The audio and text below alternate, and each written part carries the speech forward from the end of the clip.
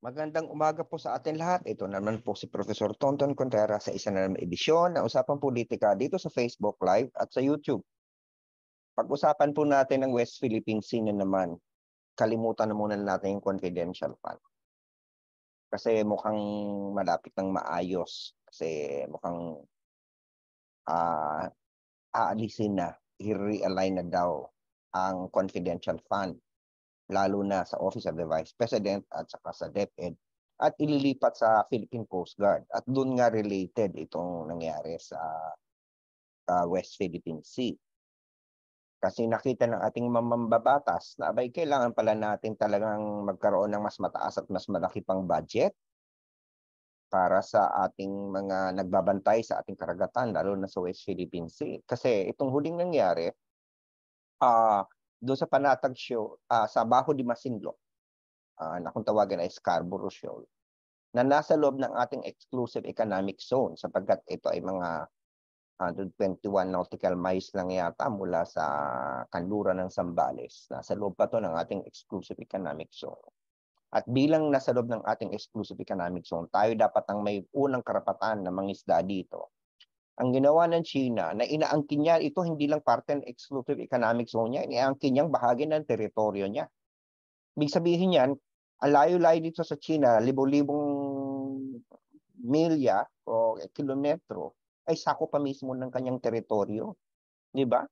Ibig sabihin yan, sinasabi niyan, ito ay bahagi ng teritoryo nila, samantalang ang sinabi ng UNCLOS at ayon sa interpretasyon ng arbitral ruling, ay hindi ito pwede mag-generate ng sapagkat ito ay walang life form, walang community na naandoon, di ba? Ito ay talagang palaisdaan lang. So ito ay exclusive economic zone ng Pilipinas. Ang ginawa ng China, inaangkin niyang bahagi ng teritoryo. Naglagay siya ngayon ng mga boya o mga buoy. Ito ay mga lumulutang na parang may kulay. Nasa ilalim may net.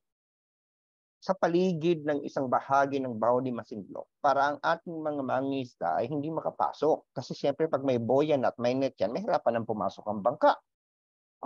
Yung timon noon at pati yung elise, yung engine at saka yung umiikot na baka ma-entrap doon, magkaroon pa ng aksidente. Talagang ibang klase itong China, di ba? Ngayon, ito yung patuloy nating nararanasan sa kamay ng ating di umano'y kaibigan. Di ba? At sila pa ang may lakas loob sabihin na kanila yan. So, ngayon, ang kaya ko gustong pag-usapan ito sa ngayon, sapagkat si Pangulong Bongbong Marcos, ito sinasabi nila si BBM daw ay duwag, si BBM daw ay mahinang klaseng presidente. Si Bongbong Marcos daw ay parang hindi katulad ng dating Pangulo na puro talagang matigas ang kanyang paninindigan. Diba? Sa lahat ng bagay. Hindi naman yata sa lahat ng bagay kasi pagdating sa China, mukhang yuko siya, di ba? Ay talaga si BBM, pasimula pa lang, talaga ina-assert niya na ang ating karapatan sa West Philippine Sea, yung ating economic, yung ating sovereign rights. Hindi naman tayo may soberenya diyan, pero may sovereign rights tayo sa law of the sea sapagkat tayo ay exclusive economic zone natin yan. So sa madaling salita, nagkaroon ng ganyang insidente at inorderan agad ng Pangulong Marcos ng Philippine Coast Guard tanggalin ang mga boya. Wala pang isang linggo. The next day yata, tinanggal na ang boya. At ako'y natatawa kasi maraming nag-agam-agam. In-order daw ng Pangulo na alisin ang boya. Magagawa naman kaya. Paano daw kung pigilan ng China? Andiyan na naman yung warmongering, di ba, na mga fears. Di giyera na yan.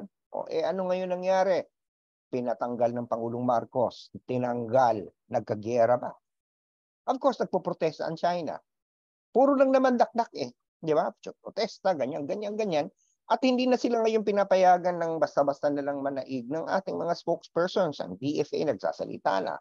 Si Tariela na spokesperson ng Coast Guard. Ang dami na sinasabi talaga na talagang maangas at matapang. Hindi katulad ng dating nating Pangulo na di umano ay matapang.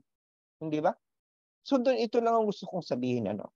Actually, marami nagtatanong bakit ganyan, masyado akong critical kay Pangulong Duterte. Marami kasing ginawa si Pangulong Duterte na hindi na nakaano sa pakilasa ko at isa sa mga naging napaka-objectionable sa akin maliban dun sa patuloy niyang pag-violate ng human rights. Nung una, binigyan ko siya ng pagkakataon na patunayan na wala talagang namamatay sa drug war na, hindi maayos. Pero doon pa lang meron na ako talagang, iba na to, hindi to. Gusto ko sanang ipagtanggol ang Pangulo na ito ay ginagawa lang yung trabaho niya sa droga, pero mukha yatang maraming mga cutting corners. Isa pa, lalo na ito sa China. Binunggo na ang ating mga bangka. Muntik nang mamatay ang ating mga mangingisda. Anong ginawa niya? Parang takot pa siya. Hindi niya pwede banggain ang China dahil gagayerahin tayo. Pero yan ang matapang, yan ang sinasabi ng mga supporters niya, matapang yan. Ngayon, tingnan mo naman si Pangulo Marcos. Ano ba sinabi nila? Si Pangulo Marcos parang walang B. Diba? Alam niyo na kung isa doon B. Parang mahinang klase. Hindi nagagalit. Diba? Hindi maangas, hindi nagmumura. Pero tingnan mo na lang sa West Philippine Sea ang resulta. Very symbolic yun. Hindi siya nangako na sasakay siya ng jet ski para pumunta sa West Philippine Sea. Pero, anong ginawa? Inorderan, inutusan. Ang nangyari pala nito, nung una pa man na pinasinagan, nasinagan ng military grade laser ng China ang ating mga puwersa natin, ang Coast Guard natin. Hindi ba nangyari yon? Yung pala, sabi ni Lucas Bersamin, pinatawag pala ni BBM noon ang ambassador ng China at pinagalitan. Hindi natin alam yun, di yun nabalita, pero hindi yun pa nangyari. Hindi ko alam kung ginawa ni Pangulong Duterte yan noon. Ito pa, talagang mariin niyang ini-insist at saka talagang hinalaw niya ang Amerika, pinatingkad niya uli ang koneksyon natin sa Amerika. Kung personal lang ang pag-uusapan, dapat sumama ang loob ni Pangulong Marcos sa Amerika dahil ang Amerika yun ang tumulong, quote-unquote, sa pagpapaalis sa kanyang ama.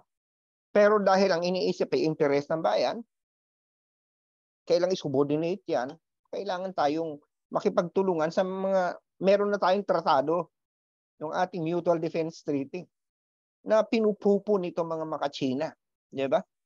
Wala naman yan, papel lang yan, di ba? So, ang punto ko dito, marami akong criticism kay Pangulong Marcos sa totoo lang. Alam nyo naman yan. Pero pag tama ang ginagawa, dinidepensahan ko. Yung Maharlika Investment Fund, maraming bumati ko sa kanya yan, dinipensa ko yan. Itong sa West Philippine Sea, isa to sa mga bagay-bagay na talagang saludo ako sa kanya. Kasi dapat gano'n naman tayo Kapag tama ang ginagawa, purihin. Kapag mali, sitahin. Hindi tayo dapat bulag. Hindi tayo dapat gano'n na para bagang meron na tayong naratibo. Bahagi tayo ng problema pag ganyan Ang isang presidente may maling gagawin, may tamang gagawin. Wala naman perfectong presidente. Hindi lahat tama ginagawa niya, pero hindi naman lahat mali ang ginagawa niya. Para ma-encourage lalo ang presidente na gawin ang tama, kailang purihin natin siya pag tama ang ginagawa. Pero pag mali naman, para maiwasan yun, sitahin natin, banatan natin kapag mali, para hindi na ulitin. Dito sa ganitong gawain tungkol sa West Philippine Sea, ako'y tuwan-tuwa, galak na galak, pumapalakpak. Kasi parang ito yung presidente na kung tawagin ay duwag, kung tawagin mahinang klase. In fact, Duterte even called him during the election, indirectly as a weak. Di ba, hindi naman yung inalanan, pero alam mo naman siya yung tinutukoy. Weak. But is this a weak president in terms of in relation to China? Alam mo kasi ang ating kasing notion ng lakas ay yung maangas. Sa atin, ang isang leader sumisigaw, ang isang leader nagmumura, ang isang leader bossy. Pero hindi nyo ba alam sa amin sa political science, ang kapangyarihang nakabase lang sa pananakot at puwersa ay mahina. Mahinang klase ng kapangyarihan. Kapag ang isang tao sumusunod lang sa'yo dahil takot sa'yo, pag nagsimula na yung hindi matakot sa'yo, matakot ka na. Ang mas malalim na kapangyarihan, yung kapangyarihang tahimik, hindi maingay, marinig lang ang pangalan mo, sumusunod na. In fact, kusa na sumusunod. Pero ito kasi ang ating mga kasamahan na iba, parang ang tinda sa kapangyarihan dapat angas Kaya tuwan-tuwa kay Pangulong Duterte, tuwan-tuwa sa anak niyang si Sara at maangas, tuwan-tuwa kay Raffy Tulfo kasi maangas, di ba? Yun yung mga gusto nating leader eh, angas ang inuuna. Sa akin ang leader should be wiser, should be temperate and moderate. Ito yung natutunan ko yun habang lumalaki na ako, yung tumatanda na ako, na may mga bagay-bagay na pwede mo namang maisagawa na hindi ka kailangang sumigaw. Hindi ka kailangang magmura. Di ba, nung kabataan ko, ganun din ako eh. Ganyan-ganyan din ako. Pero ngayon, mas maganda yung mas gagamitin natin ang ating utak. So, sa tingin ko, itong si Pangulong Marcos is doing the right thing in the West Philippine Sea. Matagal na tayong binubuli ng China. It's about time to show them, no, you cannot bully us. And ang alam natin na mahina tayo eh. Mahina naman talaga tayo pagdating sa militar. Kaya ayan, nakikipag-partner tayo sa mga kaalyado natin. Di ba? Na ayaw ng China. Bakit ba ang China gusto niya bilateral lang? Parang ganito yan, bully, mahina. Ay, ayoko makipagtulungan kasi iba. Tayong dalawa lang mag-usap. Eh, alam mo namang bully ka eh, mahina yung isa. Eh, di talagang unequal yun. Parang gano'n. Ikaw pa papayag na ang isang tao na ang laki-laki ng kalaban mo, tapos ikaw na andun na makipag-usap ka na sa kanya ng one-on-one. Yan ang gusto ng China dahil alam niya may advantage. Pero hindi tayo gano'n. Alam natin na alam na Pangulong Marcos ang lugar. Kaya kailangan niya ng tulong at meron tayong mga kaibigang bansa na tayo ay merong tratado katulad ng Amerika. At hindi lang yun, pinalawak pa ng Pangulo ang partnership niya. Sinamahan pa, andyan pa ang Australia, andyan pa ang Japan, kasama ng South Korea. Ito mga ASEAN kasi, mahirap din eh. Alam mo sa ASEAN, katulungin natin ang ASEAN, pero may mga bansa din kasi sa ASEAN na katulad ng Vietnam. Meron din silang claim sa West Philippines, yung Indonesia. So medyo may mga ganong sensitivity at meron din mga bansa na napaka-aliado ng China katulad ng Cambodia. Although nagsisimula na rin umaray ang Cambodia. Kasi nakikita nila na parang wala naman kami masyadong nakikita dito. Di ba? So you have to understand, Cambodia might be objective and neutral. But yun nga lang yung sinabihan niya na hindi niya i-allow ang isang foreign force na gagamit ng teritoryo niya bilang isang military base. Isa yung sampal sa China. Kasi ang China, ang hinuhope, bibigyan sila ng Cambodia ng karapatang magkaroon ng base sa loob ng Cambodia. Ay sabi ng bagong Pangulo doon, pinulo doon, hindi na mangyayari yun. O maaaring hindi nga siya kumakampi sa Pilipinas o sa Amerika, pero the fact na hindi rin siya kakampi sa China ay isa ng malaking development. So, yun yung ating dapat tinitingnan dito. Sa tingin ko, maganda ang nangyayari sa West Philippine Sea at binabati ko si Pangulong Marcos dahil sa kanyang leadership dito. At ito yung sinasabi ko, yan ba ang mahina? Hindi nga siya nagmumura. Pero, ayan, pinapakita sa China na kaya nating i-assert. Hindi tayo yuko lang. Hindi tayo natatakot magyera. Hindi natin gagamitin yung fear-mongering. Kasi yun nga sinasabi ng iba, naku, nakakatakot pag pumunta ang Coast Guard, putulin nila yung boya na yan. Ako, baka girahin na tayo. Ano nangyari? Wala naman, diba? Well, wala pa naman. Pero in effect, sa simula pa lang ay sinabi ko na ang China hindi nakikipaggera. Eh yung Taiwan nga eh. Para lang silang mga manok na nagigirian dyan. Kasi inisip nila ng China, malaki din na mawawala sa kanya, baka makipaggera siya.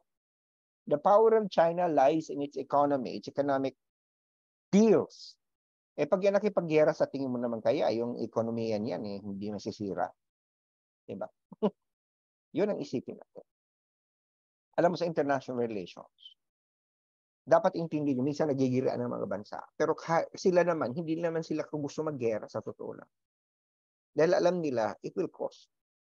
Maliban lang kung talaga may siraulo na pangulo, katulad ng nangyayari sa Russia, katulad ni Putin. Ibang kwento yan. O sige, at kumakati na mata ko, parang meron na naman dito mga alikabok. Okay, sana nakapagturo ako sa inyong kaisipan na plus ko yung mga puso at nakapagpabago ng mga pansubuhay, lalo sa usapang political dahil sabay sana ng Lasal, teach mind, touch heart, and respond. Sana nakapagsilbi ako sa bayan dahil sabi sa akin ng UP, LB, serve the Okay, kita-kita ulit tayo sa Lunes, Sabado, Linggo, bukas, weekend, wala pang usapang politika. Enjoy your weekend. Be safe, be happy, stay with your family. Mamasyal kayo. Mag-iingat pa rin. Iwasan ang ma-expose tayo kung saan ng mga risks at mikrobyo at kung ano man.